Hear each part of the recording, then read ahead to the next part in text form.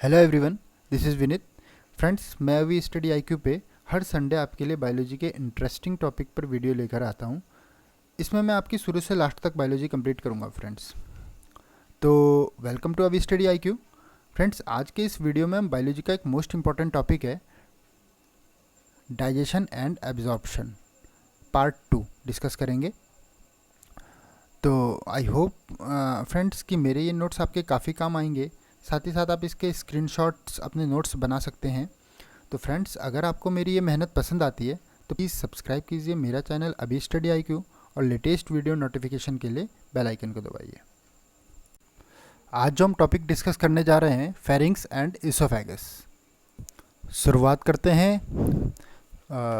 मैं आपको बता दूं कि डाइजेस्टिव सिस्टम हम पढ़ रहे हैं, जिसमें हमने पढ़ना है alimentary canal and the associated glands.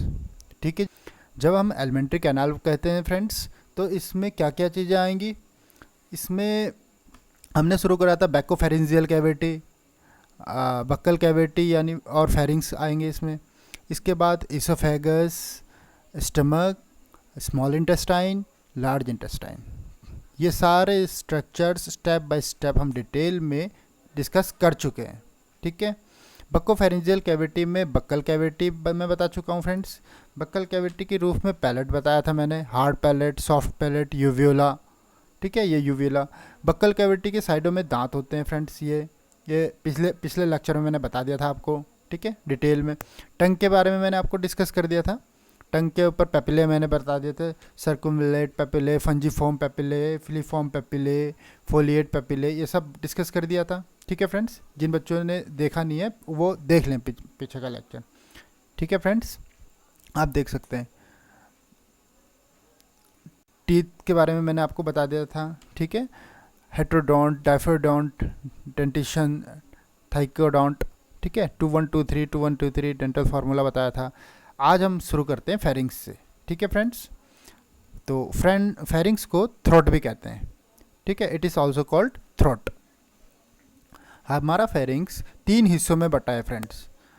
Number 1 nasopharynx, number 2 oropharynx, number 3 लैरिंजोफेरिंग्स। ठीक है फ्रेंड्स, फिर से रिपीट कर रहा हूँ। फेरिंग्स 3 हिस्सों में बटा है, नेजोफेरिंग्स, ओरोफेरिंग्स और लैरिंजोफेरिंग्स। इस स्लाइड में मैंने आपको दिखाया है, साइड व्यू दिखाया है।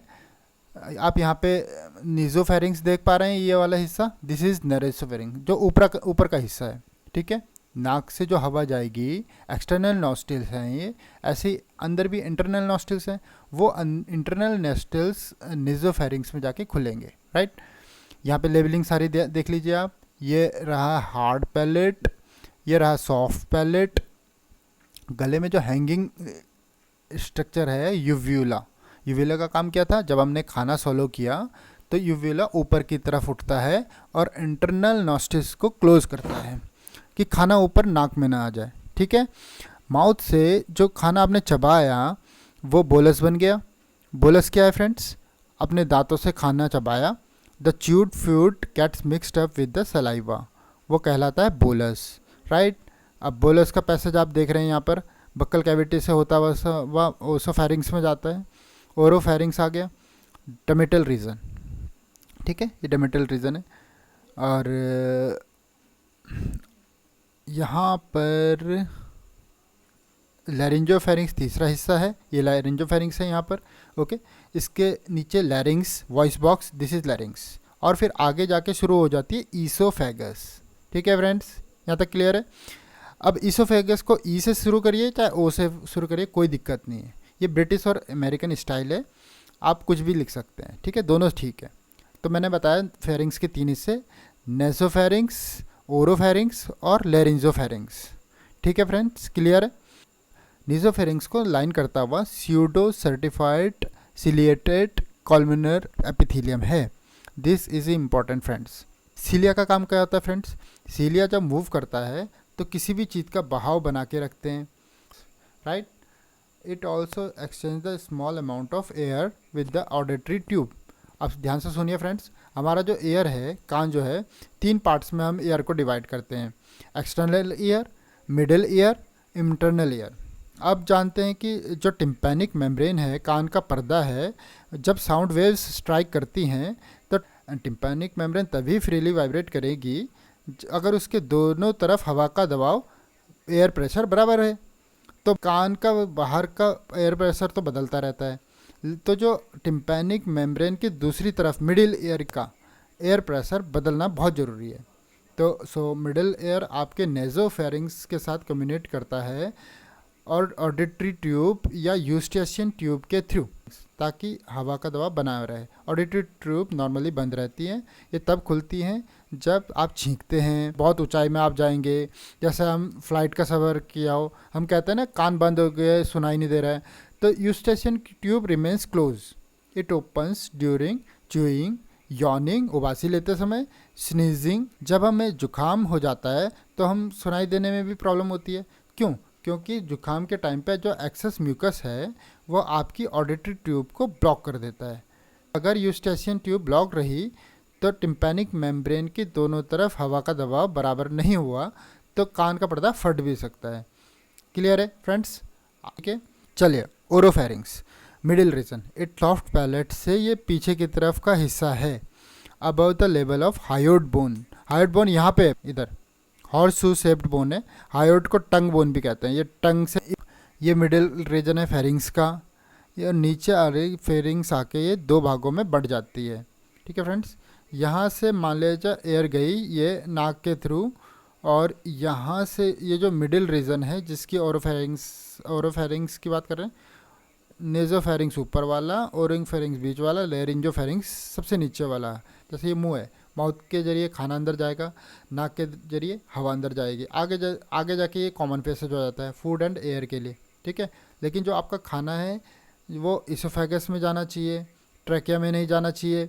फूड अगर गलती से ट्रैकिया में चला जाए तो हमें कफ रिफ्लेक्स होता है, हम खांसते हैं, ठीक है, ताकि वो एक्सपेल आउट हो जाए। ओरोफेरिंग्स जो है, it is this portion of the pharynx which has respiratory and digestive functions. This is important friends, हमसे पूछा जा सकता है कि फेरिंग्स का वो कौन सा हिस्सा है जो कॉमन काम कर रहा है, डाइजेस्टिव भी और रिस्पायरेशन भी। अच्छा, पैलेंटाइन और लिंगवन टॉन्सिल्स हैं यहाँ पर, गले में कहते हैं हम टॉन्सिल्स हर इंसान में होते हैं। जिन बच्चों में टॉन्सिल का इन्फ्लेमेशन हो जाता है, सूज जाता है, तो उन्हें टॉन्सिलाइटिस कहते हैं, तो सर्जरी करके उन्हें टॉन्सिल निकालने पड़ते हैं। ठीक है फ्रेंड्स, तो रिस्पिरेटरी सिस्टम जब मैं पढ़ाऊँगा तब मैं डिटेल में बताऊँगा इसके बारे में। ठीक है, जो लैरिंजियोफेरिंग्स हायोड बोन के शुरुआत में स्टार्ट हो रहा है, इसमें रिस्पिरेटरी और डाइजेस्टिव पाथवे, इसमें भी नॉन कैरेटिनाइज स्क्वेमस एपिथेलियम है, राइट। चलिए अब आते हैं ईसोफेगस पे। अच्छा, ईसोफेगस को फूड पाइप भी कहते हैं इसको, क्योंकि ये फूड को पास करने के अंदर जो है मदद करता है। ठीक है, ये एलिमेंट्री कैनाल या गट का वह भाग होता है फ्रेंड्स जो फेरिंग्स और स्टमक के बीच में पाया जाता है, यानी कि हमारे फेरिंग्स और स्टमक के बीच में एक ट्यूबुलर पार्ट है। ओके, और इस पार्ट को हम क्या कहते हैं? ईसोफेगस कहते हैं। तो ईसोफेगस कहाँ से शुरू हुआ? नेक से शुरू हुआ, ग्रीवा से शुरू हुआ, ये थोरैक्स में पहुंचती है, वक्ष में पहुंचती है, वक्ष से होते हुए ये डायफ्राम होता है, डायफ्राम में पहुंचती है, और डायफ्राम को ये पेनिट्रेट कर देती है, मतलब भेद देती है। ठीक है फ्रेंड्स, और भेदने के बाद में ये क्या करती है फ्रेंड्स? लेफ्ट हैंड साइड में टर्न कर जाती है। क्यों? क्योंकि लेफ्ट स्टमक है, तो ये डायफ्राम को भेद कर एक जे आकृति के एक बैग लाइक स्ट्रक्चर में ओपन हो जाती है, और उसको हम क्या कहते हैं फ्रेंड्स? स्टमक कहते हैं। ठीक है, अल्टीमेटली जो ईसोफेगस है वो भोजन को पर पहुंचा रही है, स्टमक में पहुंचा रही है। अच्छा, जहाँ पर ईसोफेगस स्टमक में खुलती है, राइट, जहाँ पर ईसोफेगस स्टमक में खुलती है, जैसे मान लो कि ये ईसोफेगस है और ये स्टमक है, राइट, ये क्या है? ये स्टमक है। तो ईसोफेगस और स्टमक के जंक्शन पर यहाँ पर एक वॉल्व होता है फ्रेंड्स। ठीक है, और उस वॉल्व को कहते हैं, उस पार्ट को क्या कहते हैं? Cardiac sphincter. ठीक है, मैं जब स्टमक पढ़ाऊंगा तो कार्डियक स्फिंक्टर में डिटेल में बताऊंगा आपको। ठीक है, ये जो वॉल्व है, इस वॉल्व का काम क्या होता है कि भोजन को ईसोफेगस में आने तो देता है, लेकिन स्टमक से भोजन को ईसोफेगस में न जाने देना ही रोल है किसका? कार्डियक स्फिंक्टर का। तो याद रखिए फ्रेंड्स, ग्रासनाल स्टमक के जंक्शन में एक वॉल पाया जाता है, स्फिंक्टर पाया जाता है, जिसे क्या कहते हैं हम, कार्डियक स्फिंक्टर कहते हैं। ठीक है फ्रेंड्स। नाउ जो ये ईसोफेगस है वो एक लंबी, संकरी और पेशीय क्या है, ट्यूब है friends. It is a long narrow muscular tube. और इसकी जो साइज़ है वो ह्यूमन बींग्स के अंदर कितनी है फ्रेंड्स, 25 सेंटीमीटर रहती है। ठीक है। और इस ईसोफेगस को लाइन किए हुए, इस oesophagus is lined by epithelium, और उस एपिथेलियम का नाम क्या है फ्रेंड्स, स्ट्रैटिफाइड स्क्वाइमस एपिथेलियम, यानी कि यह है। Okay friends. तो याद रखना फ्रेंड्स, ईसोफेगस भले ही यह एलिमेंट्री कैनाल का भाग है और यह भोजन को फेरिंग्स से स्टमक तक पहुंचा रहा है, लेकिन यह जस्ट भोजन को पास करने के लिए है। ध्यान रहे फ्रेंड्स, ईसोफेगस के अंदर किसी भी प्रकार का डाइजेशन नहीं होता है। कारण क्या है फ्रेंड्स, ईसोफेगस में कोई भी डाइजेस्टिव ग्लैंड्स यानी कोई भी पाचन ग्रंथि नहीं होती है। यहाँ पर किसी भी प्रकार का एंजाइम स्रावित नहीं होता है, तो इसीलिए यहाँ पर किसी भी प्रकार का पाचन नहीं होता है फ्रेंड्स। ओके नाउ, लेकिन ध्यान रहे फ्रेंड्स कि भोजन जो है वो लार मिश्रित भोजन जो है वो कहाँ पर पहुँचता है, ईसोफेगस के अंदर पहुँचता है। तो ईसोफेगस के अंदर म्यूकस स्रावित होता है। ठीक है, श्लेष्म स्रावित होता है। हम जानते हैं श्लेष्म की जो प्रकृति है वो स्टिकी है। ठीक है, चिपचिपी होती है। तो ये जो ईसोफेगस में सिक्रीट होने वाला जो म्यूकस है वो भोजन को और ज़्यादा लसलसा बना देता है। ठीक है, चिकना बना देता है, स्टिकी बना देता है, ताकि जो भोजन जो है आसानी से स्टमक में शिफ्ट हो सके। ठीक है फ्रेंड्स। दूसरी चीज़, ईसोफेगस में वॉलंटरी व इनवॉलंटरी दोनों प्रकार की पेशियाँ पाई जाती हैं। ये बहुत इंपॉर्टेंट है। ध्यान रहिए, ईसोफेगस में न केवल ऐच्छिक पेशियाँ पाई जाती हैं, अपितु तो इसके अंदर अनैच्छिक पेशियाँ भी पाई जाती है, यानी वॉलंटरी और इनवॉलंटरी। अच्छा, जब मैं हिस्टोलॉजी ऑफ एलिमेंट्री कैनाल पढ़ाऊँगा फ्रेंड्स, तब मैं आपको आहार नाल की अलग अलग लेयर्स पढ़ाऊँगा, जैसे कि सिरोसा, मस्कुलरिस लेयर, सब म्यूकोसा और म्यूकोसा, ये 4 परतें होती है ना। ठीक है, लेकिन ध्यान रहे फ्रेंड्स, ईसोफेगस आहार नाल का ऐसा भाग है जिसमें कि सिरोसा लेयर की जगह पर इस ईसोफेगस में क्या होती है, ट्यूनिका एडवेंशिया पाई जाती है। ट्यूनिका एडवेंशिया ये इंपॉर्टेंट है फ्रेंड्स। ठीक है, ईसोफेगस के अंदर एक विशेष प्रकार की गतियाँ होती हैं जिनको कि क्या कहते हैं, पेरिस्टाल्सिस या पेरिस्टाल्टिक मूवमेंट।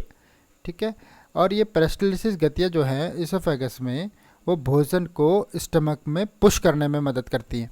ठीक है फ्रेंड्स, कॉन्ट्रैक्शन है, ये बेसिकली संकुचन की तरंगे हैं जो ईसोफेगस में उत्पन्न होती हैं, और इन तरंगों के उत्पन्न होने से, इन वेव को उत्पन्न होने से फूड जो है एक ईसोफेगस से आसानी से कहाँ पर पहुँच जाता है, स्टमक में पहुँच जाता है। ठीक है फ्रेंड्स, क्लियर है। तो ये भी आप ध्यान रखिए। तो एक चीज़ और याद रखिए, ईसोफेगस जो है इट इज़ इन्वॉल्व इन डिग्लूटिनेशन।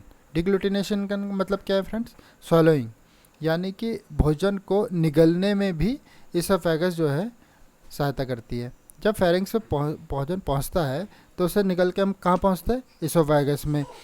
वो कहाँ पर पहुंच जाता है, स्टमक के अंदर।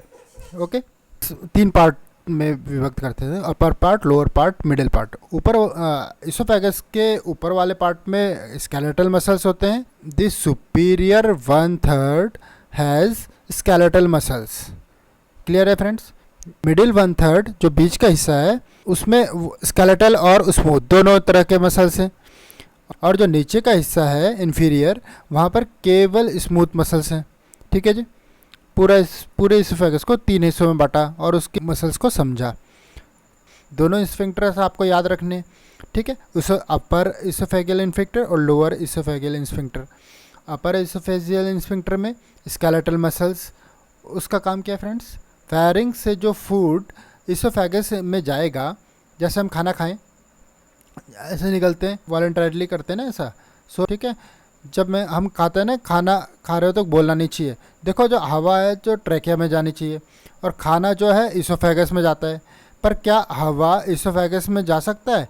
यस। कई बार ऐसा होता है ना, खाना खा रहे हैं, पेट में हवा चली गई, कार जिसे हम कहते हैं, तो हवा जो है बाहर निकल आती है। जब आप एयर को सॉलो कर जाते हैं, निकल जाते हैं, तो हवा को the swallowing of air is called aerophagia, lower oesophageal sphincter. ये यहाँ पे है।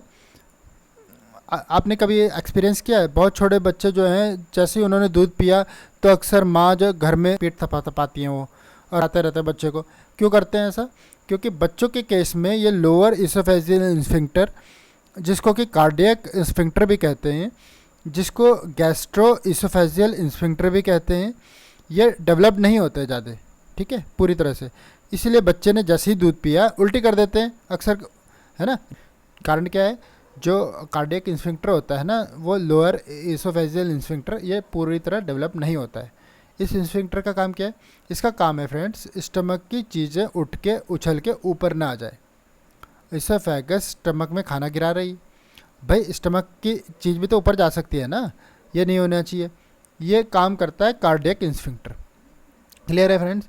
स्फिंक्टर अगर ठीक से बंद नहीं होगा तो स्टमक का एसिड ऊपर को आएगा। हम कहते हैं ना जलन हो रही है, हार्ट बर्न, दैट जलन और एसिडिटी, हार्ट बर्न, पायरोसिस, वो किस कारण से है? जब कार्डियक स्फिंक्टर बंद नहीं हुआ ठीक से, तो स्टमक के एसिडिक कंटेंट्स ऊपर में आ रहे हैं, ठीक है, तो वो इसोफेगस में जलन करते हैं, ठीक है। एचलेसिया कार्डिया, एचलेसिया कार्डिया क्या है? जब स्फिंक्टर रिलैक्स नहीं किया तो इसोफेगस का खाना नीचे नहीं आएगा, खाना जो है टुकड़ों में इकट्ठा होता रहा इसोफेगस में, मतलब जब पूरी तरह से नीचे नहीं जा पाया। इसके ऊपर बैक्टीरियल एक्शन होगा, सांस में से दुर्गंध होगी, बिकॉज इसोफेगस का वो फूड सड़ रहा है वहाँ पर, ठीक है, बैक्टीरियल डिकम्पोजिशन होगा। इसी का एग्जैक्टली उल्टा हो जाता है हार्ट बर्न और पायरोसिस में। This is important friends. Heart burn या पायरोसिस क्या होता है फ्रेंड्स? इस केस में वो ठीक से बंद नहीं हुआ और बर्निंग सेंसेशन होगी। इसी को गैस्ट्रो इसोफेजियल रिफ्लक्स डिसऑर्डर कहते हैं, ठीक है फ्रेंड्स, GERD। जैसे आप कहते हैं भाई जलन हो रही है बहुत ज़्यादा, आप कहते हैं इनो पी लेते हैं, आप एंटासिड्स ले लेते हैं कई तरह के, ताकि वो जलन को जो है कम किया जा सके। क्लियर हो रहा है फ्रेंड्स? ठीक से अगर नहीं खुलेगा तो एचलेसिया कार्डिया, ठीक से अगर बंद नहीं होगा तो स्टमक का एसिड ऊपर जाएगा, that is heart burn. I think it's clear, okay. तो फ्रेंड्स यहाँ पर हमारा टॉपिक ख़त्म होता है। आगे भी मैं बायोलॉजी की अच्छी वीडियोज़ लेकर आपके सामने आऊँगा, और कमेंट्स में ज़रूर लिखिएगा मेरी वीडियोज़ आपको कैसे लग रहे हैं, ठीक है। और अगर आपको ये मेरे सारे वीडियोज़ पसंद आ रहे हैं तो प्लीज़ लाइक, शेयर और सब्सक्राइब करना मत भूलिए। तो guys please like, share this video to support my work, and thanks for watching.